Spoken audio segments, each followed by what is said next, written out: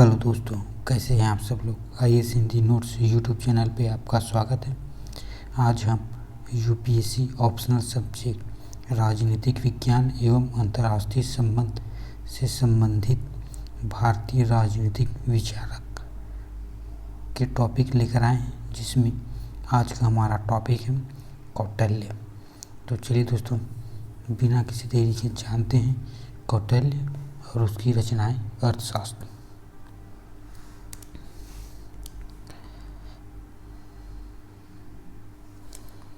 कौटिल्य का अर्थशास्त्र। प्राचीन भारत की राजशास्त्रियों में कौटिल्य का अत्यधिक महत्वपूर्ण स्थान है। उन्हें शासन काल तथा कूटनीति का महान विचारक माना गया। आइए दोस्तों, अब जानते हैं कौटिल्य के राज्य की उत्पत्ति संबंधित विचार। कौटिल्य का राज्य की उत्पत्ति का सिद्धांत यद्यपि हॉब्स से मिलता जुलता है, पर उसमें एक नवीनता पाई जाती है। कौटिल्य का मत है कि राजा को पूर्वानुमति के बिना कर लगाने का, उसे संचय करने का तथा व्यय करने का कोई अधिकार नहीं है। कौटिल्य लोक वित्त पर प्रजा का अधिकार मानता है, राजा का नहीं। कौटिल्य का यह विचार उसे आज के प्रजातांत्रिक राज्यों के बहुत नज़दीक ले आता है। अर्थात दोस्तों, जो कौटिल्य है उसकी राज्य संबंधित विचार है कि वो प्रजातंत्र अर्थात लोकतंत्रवादी राज्य की स्थापना करना चाहता है। चलिए दोस्तों, नेक्स्ट चलते हैं। आइए दोस्तों, अब जान लेते हैं राज्य का सप्तांग सिद्धांत। कौटिल्य ने भी राज्य के 7 अंग माने: स्वामी, आत्मत, जनपद, दुर्ग, कोश, दंड और मित्र। राज्य का अस्तित्व इसके आपसी संबंधों व सहयोग पर आश्रित है। तो चलिए दोस्तों, एक एक करके देखते हैं। तो सबसे पहला है दोस्तों राजा। राजा यानी संप्रभु अर्थात प्रशासन का सर्वोच्च प्रधान। कौटिल्य ने राजा के 4 गुणों का वर्णन किया है। पहला है अभिगामी गुण, अर्थात दोस्तों वह दानी, विनयशील, सत्य बोलने वाला, वह संयमी हो तथा पड़ोसी राज्यों पर नियंत्रण रखने की पूरी क्षमता रखता हो। तो उसे क्या कहेंगे दोस्तों? अभिगामी गुण। जो दूसरा है दोस्तों है प्रज्ञा गुण, अर्थात दोस्तों वह तर्क, समालोचन, विवेचन और तत्व ज्ञान से संपन्न हो। तो उसे हम कहेंगे प्रज्ञा गुण। तीसरा है दोस्तों उत्साह गुण, वह साहस, निपुणता तथा शीघ्रता के आधार पर उत्साही बना रहे, तो होगा उत्साह गुण। चौथा और अंतिम है दोस्तों आत्म संपत्ति गुण, अर्थात दोस्तों उसमें संयम, त्याग, संधि, काम, क्रोध और हंसमुख होना चाहिए। तो इस प्रकार दोस्तों कौटिल्य ने राजा के 4 गुण बताए हैं। अतः कौटिल्य के अनुसार राजा सैनिक के साथ साथ स्नेह, प्यार के साथ भी शासन करता है। अब आइए दोस्तों, अब अगला है मंत्री या अमात्य। मंत्री या अमात्य का अर्थ प्रशासकीय अधिकारी से लिया गया है। इसका कार्य राजा को गुप्त मंत्रणा देना होता है। अमात्य राष्ट्र की आधारशिला के साथ साथ विकास का भी मार्ग प्रशस्त करता है। अतः ऐसे व्यक्तियों को अमात्य बनाना चाहिए जो गुणवान और बुद्धिमान हो। तो कौटिल्य के अनुसार अमात्य क्या है? एक प्रशासकीय अधिकारी है तथा उसमें गुणवान व बुद्धिमान उसे होना चाहिए। तो चलिए दोस्तों, तीसरा देखते हैं जनपद। कौटिल्य का मत है कि राजा को समय समय पर जनपद का पुनर्गठन करना चाहिए। उसके अनुसार प्रत्येक जनपद में कम से कम 100 ग्राम व अधिकतम 500 घर होने चाहिए और इस जनपद में शूद्रों व किसानों का आवास होना चाहिए। तो जो दोस्तों कौटिल्य ने जो जनपद के संबंधित अपनी विचार दिए हैं कि उसमें कम से कम 100 ग्राम और अधिकतम 500 घर होने चाहिए, साथ ही साथ उसमें शूद्रों व किसानों का आवास भी होना चाहिए। आइए दोस्तों अब जान लेते हैं दुर्ग। राज्य की सुरक्षा हेतु दुर्ग या इसे किलेबंदी महत्वपूर्ण स्थान रखते हैं। जनपदों की सीमाओं पर ये दुर्ग बने होते थे। कौटिल्य ने 4 प्रकार के दुर्ग का वर्णन किया है। पहला है औद्यक दुर्ग, अर्थात चारों तरफ से घिरा हुआ डेल्टा की तरह, तो उसे औद्यक दुर्ग कहा है। दूसरा है दोस्तों पर्वत दुर्ग, चट्टानों या पर्वतों से बने हों। तीसरा है धान्वी दुर्ग, अर्थात दोस्तों रेगिस्तान से घिरे हुए मैदान पर बने हुए दुर्ग को क्या कहेंगे, धान्वी दुर्ग। और चौथा है दोस्तों वन दुर्ग, अर्थात घने जंगलों के नज़दीक बना हुआ जो दुर्ग या किला है वो है वन दुर्ग। इस प्रकार दोस्तों कौटिल्य ने 4 प्रकार के दुर्ग की वर्णन किया है। चलिए दोस्तों नेक्स्ट चलते हैं, अब देख लेते हैं कोष। कौटिल्य के अनुसार खजाना ऐसा हो जो स्वयं की कमाई से, धर्म की कमाई से, पूर्वजों की कमाई से संचित हो। कोष धन धान्य चांदी सोने रत्नों नकदी से भरा होना चाहिए।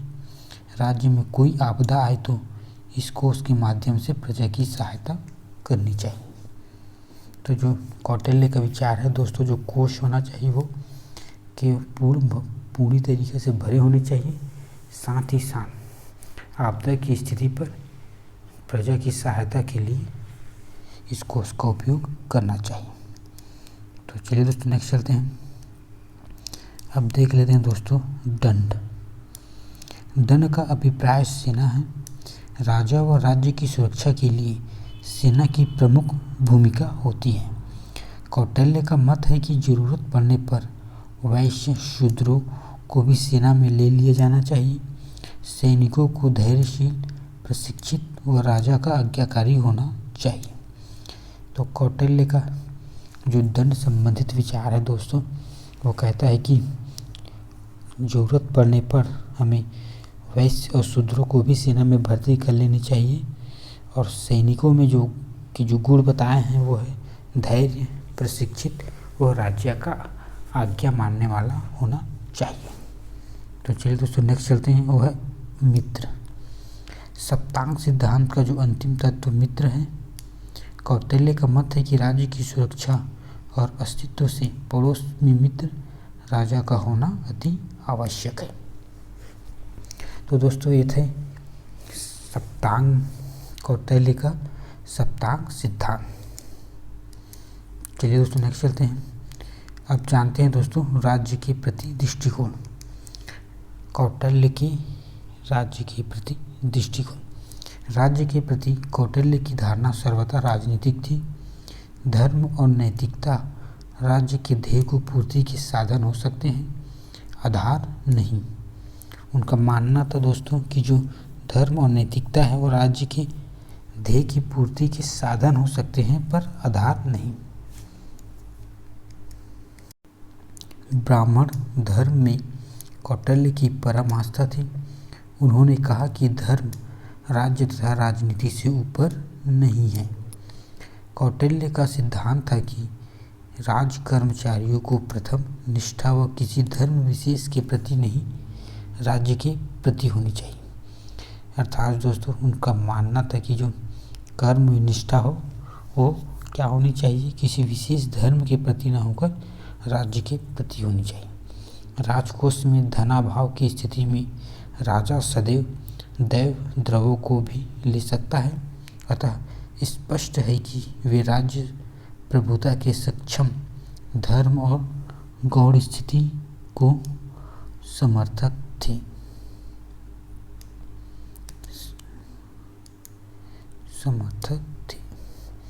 आइए दोस्तों अब जानते हैं मंडल सिद्धांत। कौटिल्य का मंडल सिद्धांत। विदेश नीति और राजनयन के क्षेत्र में मंडल सिद्धांत का विश्लेषण कौटिल्य ने किया है। जिसका अंतर्राष्ट्रीय संबंधों के क्षेत्र में आज भी व्यापक महत्व है। प्राचीन भारत में सर्वप्रथम विधि निर्माता मनु ने सिद्धांत प्रस्तुत किया था। यदि प्राचीन काल की बात करें दोस्तों तो इसे सर्वप्रथम मनु ने इस सिद्धांत की प्रस्तुत किया था। राज्य की सुरक्षा तथा अस्तित्व के लिए कौटिल्य का यह सिद्धांत मनु के सिद्धांत से अधिक महत्वपूर्ण है। कौटिल्य के अर्थशास्त्र के छठे अधिकरण की दूसरे अध्याय में कौटिल्य ने शांति व उद्योग की स्थापना के लिए जिस सिद्धांत का वर्णन किया उसे मंडल सिद्धांत के नाम से जाना जाता है। कौटिल्य के मंडल सिद्धांत का प्रमुख अवधारणा यह है कि विजिगीषु यानी विजय की इच्छा रखने वाला राजा को अपने चारों ओर विभिन्न राजाओं का एक ऐसा मंडल बनाना चाहिए जो कि युद्ध के समय उनकी विजय में सहायक हो।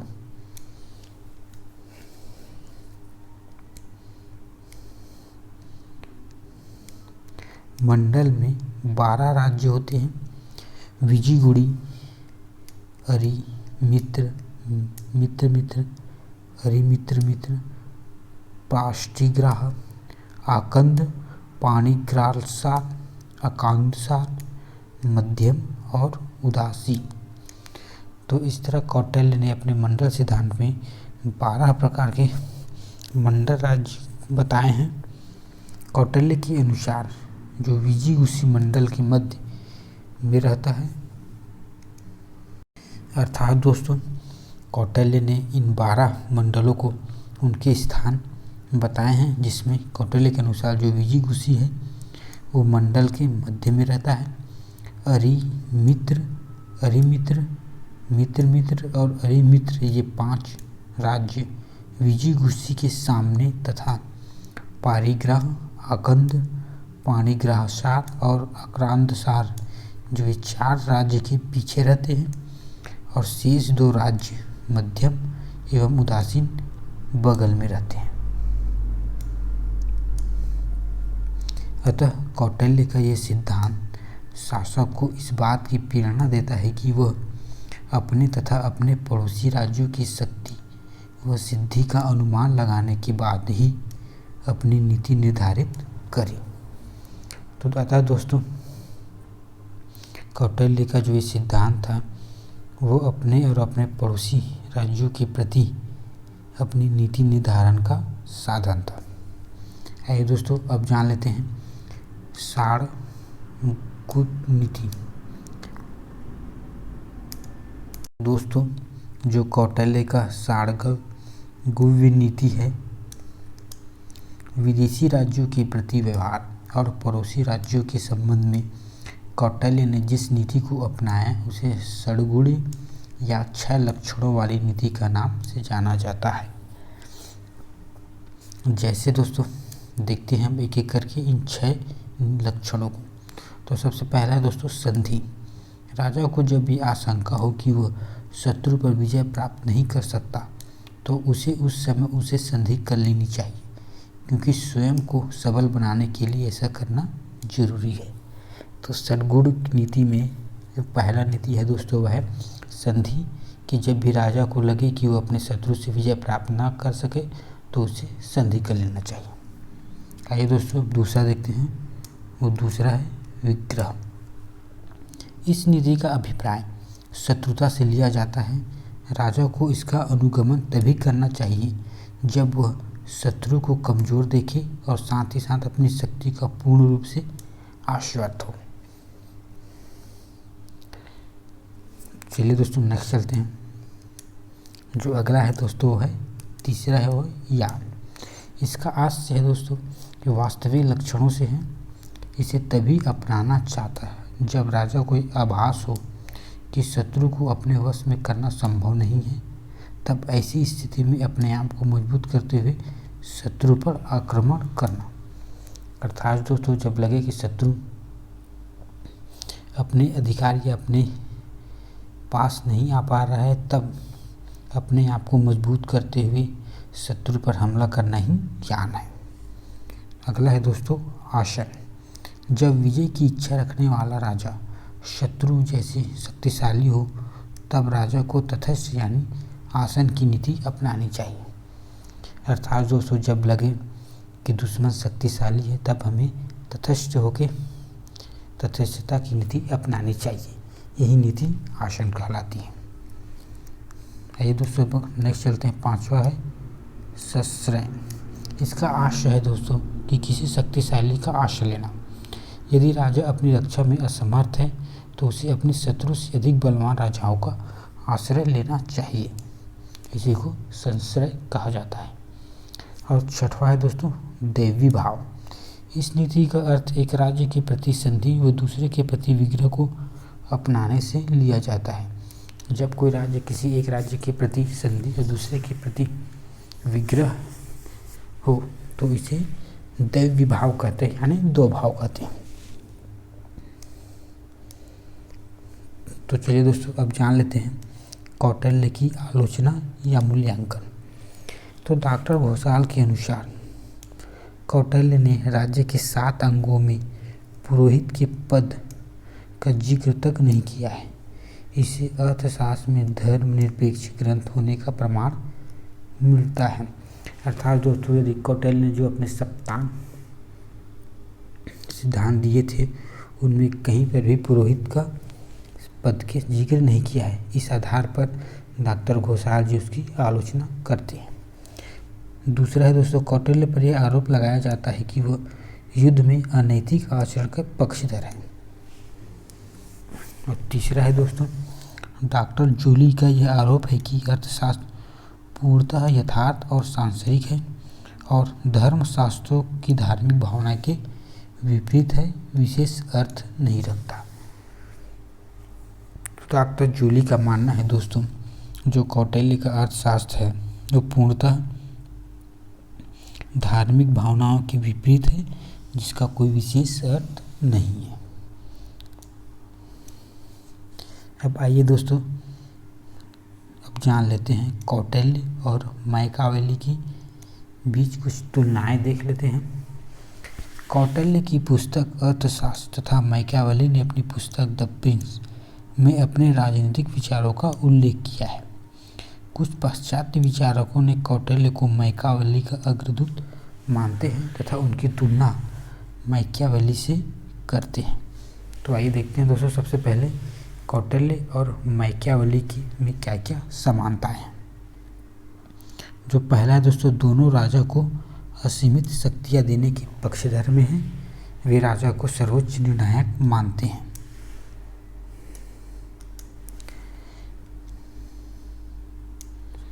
दूसरा है दोस्तों दोनों ही राज्य की एकता और विस्तारवादी नीति के समर्थक हैं। तीसरा दोनों ने युद्ध को राज्य के विस्तार व विदेशी नीति का प्रमुख आधार माना है। चौथा दोनों ही कठोर राष्ट्रवादी थे। वे राज्य की एकता स्थापित करने के पक्षधर हैं। पांचवा दोनों ही यथार्थवादी थे। दोनों के राजनीतिक सिद्धांत यथार्थ पर आधारित था। छठवां दोनों ही विदेशी नीति पर बड़ा ही बल दिया, ऐसे ही पड़ोसी राज्य में कुशंका से देखते हैं। सातवां दोनों ने गुप्तचर पर विशेष बल दिया। दोनों गुप्तचरों के राज्य की आंख एवं कान मानता। दोनों ने गुप्तचर का विस्तृत विवेचन किया है। जो लास्ट और आठवां है दोस्तों वे दोनों ने राज्य के उद्देश्य की पूर्ति के लिए नैतिकता के उल्लंघन को सही ठहराया है। इसके लिए साम दाम दंड आदि की नीति को भी उन्होंने सही ठहराया है। तो ये दोस्तों कुछ कौटिल्य और मैकियावेली के विचारों में समानता थी। अब देख लेते हैं दोस्तों कौटिल्य और मैकियावेली के बीच में क्या क्या अंतर थे। तो जो पहला है दोस्तों कौटिल्य क्या एक आचार्य था। वह सादा व संयमित जीवन का समर्थक था। वही मैकियावेली न तो आचार्य था और न ही सन्यासी था। दूसरा मैकियावेली की रचना राजनीतिक संबंधित थी, जबकि कौटिल्य का जो अर्थशास्त्र है वो राजनीतिक तथा मानव जीवन के प्रत्येक क्षेत्र से जुड़ी हुई थी। तीसरा मैकियावेली मानव के प्रति नकारात्मक दृष्टिकोण रखता था, जबकि कौटिल्य का दृष्टिकोण निराशाजनक नहीं है। मैकियावेली की मुख्य उद्देश्य राज्य की सुरक्षा बनाए रखना है, जबकि कौटिल्य का उद्देश्य व्यापक राज्य और शासन व्यवस्था का प्रतिपादन करना है।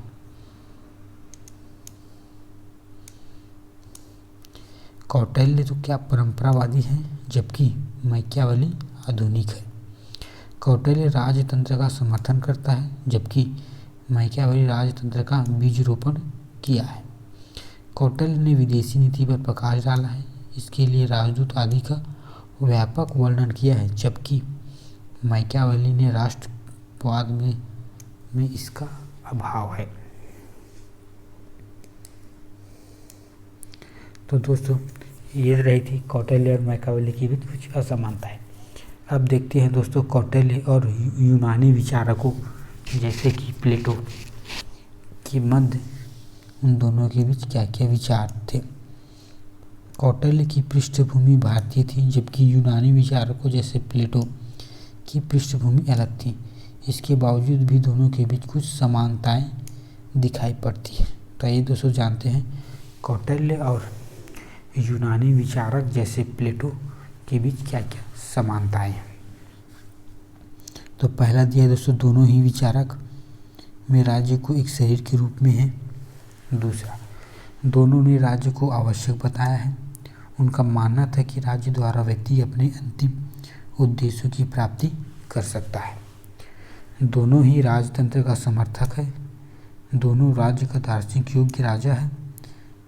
चौथा, दोनों ही राज्य के व्यक्तियों के विकास का माध्यम बनाते हैं। अब दोस्तों अब देख लेते हैं कौटिल्य और यूनानी विचारकों जैसे प्लेटो के बीच क्या क्या अंतर है। तो जो पहला अंतर है दोस्तों है प्लेटो आदर्शवादी विचारक है तथा उसका दृष्टिकोण काल्पनिक है। वही कौटिल्य यथार्थवादी व उसका दृष्टि व्यवहारिक है। दूसरा, प्लेटो आदर्शवाद राज्य की कल्पना का विभिन्न सिद्धांत प्रस्तुत करता है। वही कौटिल्य ने अर्थशास्त्र में राजनीतिक सिद्धांत प्रस्तुत किया है, जिसका उद्देश्य एक मजबूत व शक्तिशाली राज्य की स्थापना करना है। तीसरा है दोस्तों, प्लेटो ने आदर्श राज्य के लिए दार्शनिक शासक तथा साम्यवाद सिद्धांत प्रस्तुत किया है, जबकि कौटिल्य ने साम्यवाद आदर्श राज्य की स्थापना पर बल नहीं दिया है। चौथा है दोस्तों, कौटिल्य ने अर्थशास्त्र में राज्य के गठन, विदेश नीति, गुप्तचर व्यवस्था, वैदेशिक नीति का व्यापक वर्णन मिलता है, जबकि प्लेटो के दर्शन में इसका अभाव है। अब आइए दोस्तों अब लास्ट और अंतिम जान लेते हैं मनु और कौटिल्य के बीच कौन कौन सी तुलनाएं हैं। मनु और कौटिल्य प्राचीन भारत के प्रमुख राजनीतिक विचारक थे। उनके विचारों में अनेक बिंदुओं में समानता तथा अनेक बिंदुओं में असमानता दिखाई पड़ती है। दोनों ही विद्वान प्राचीन भारतीय परंपराओं, रीतियों और वर्णाश्रम को व्यवस्था को स्वीकार करते थे।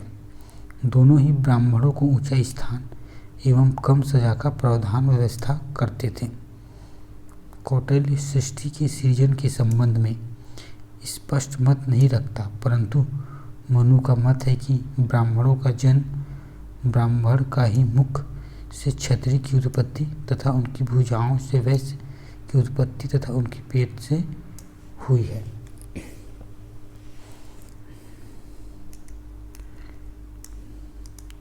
दोनों जो है मानव जीवन का मुख्य उद्देश्य धर्म, अर्थ, काम और मोक्ष को मानते हैं। दोनों ही दंड नीति को स्वीकार करते हैं। मनु के अनुसार दंड ही राजा है और राज्य की इसकी उत्पत्ति के संबंध में दोनों के विचार समान हैं। मनु दैव उत्पत्ति के सिद्धांतों को मानता है, परंतु उनमें समझौतावाद की झलक मिलती है।